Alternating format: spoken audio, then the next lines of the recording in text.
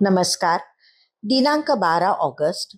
कथेचं शीर्षक आहे आता काय शिधा येऊ लागला. जोपर्यंत चोळाप्पा प्रसंगी घरची भांडी गहाण ठेवून महाराजांना जेवू घालीत होता, तोपर्यंत महाराज दुसरीकडे न जाता त्याचे घरीच जेवत होते. पुढे राजाकडून महाराजांचे नैवेद्याकरता व चोळाप्पाचे माणसांकरता शिधा येऊ लागला. तसे महाराज चोळाप्पाकडे क्वचितच जेवू लागले. नित्य गावातच कोणाहीकडे जाऊन तेथेच जेवू लागले. नंतर गावोगावीही फिरू लागले. सद्गुरु सारिखा असता पाठी राखा, इतरांचा लेखा कोण करी, असे नुसते म्हणून चालत नाही. त्यामागची अढळ श्रद्धा आणि निडर भक्ती आपल्या आचरणातून दिसावी लागते. चोळाप्पांची महाराजांवर भक्ती होती. ती जन्मोजन्मीची होती आणि ती वादातीत होती. पण ती निडर होती असे म्हणवत नाही. त्याची घरची परिस्थिती यथातथाच होती.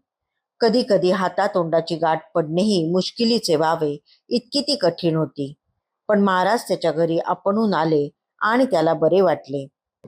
जन्मोजन्मीचा भक्त असला तरी त्याला कसाला लावून पाहणे महाराजांनी सोडले नाही.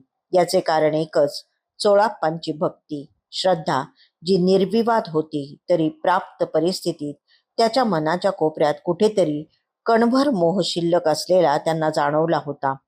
आपल्या येण्याने तो निडरपणे राहील असे त्यांना वाटत नव्हते. हा मोह त्याचा कधी घात करील याचा नेम नव्हता. चांगुणा श्रीयाळ यांची भगवान शिवशंकराने जी कठोर कसोटी घेतली, हरिश्चंद्र तारामती यांनाही ज्या पराकोटीच्या परीक्षा द्याव्या लागल्या, यापुढे चोळाप्पांच्या परीक्षा फारच सौम्य होत्या. हे खरे, तरीही चांगुणा श्रीयाळ काय किंवा हरिश्चंद्र तारामती काय, ते ज्या निडरप्रमाणे साऱ्या कसोट्या पार करून गेले, तो निडरपणा चोळाप्पा दाखवू शकला नाही, हेही तितकेच खरे. अर्थात त्याच्या भक्तीला हीन लेखण्याचा मुळीच उद्देश नाही. चांगुणा श्रीयाळ हरिश्चंद्र तारामती ही निष्ठा श्रद्धेची अत्युच्च शिखरे आहेत. त्यांच्या इतकी नसो, पण चोळाप्पाच्या श्रद्धे इतकीची उंची गाठणे आपणासारख्यांना कठीण जाईल, हेही मान्य करावे लागेल. परंतु घरची भांडीकुंडी गहाण टाकण्याची वेळ आली तरी ते बिनदिक्कत करणारा चोळाप्पा राजाकडून येणाऱ्या शिध्याच्या मोहाला बळी पडावा, हे जरा आश्चर्यकारकच आहे.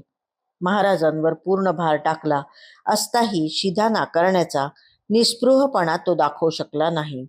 परिणामी महाराजांनी त्याच्या घरी जेवणे बंद केले आणि आता काय शिधा येऊ लागला असे म्हणत नाराजी व्यक्त केली. त्याने नम्रतापूर्वक शिधा नाकारला असता तरीही महाराजांनी काही कमी पडू दिले नसते. चोळाप्पाला त्यांनी वाऱ्यावर सोडले नाहीच. त्याचा प्रपंच महाराजांनीच चालवला, म्हणून मोहाला बळी पडण्याचा हा प्रमाद क्षम्य ठरला नाही. महाराज गावात इतरांकडे जेवू लागले. धन्यवाद.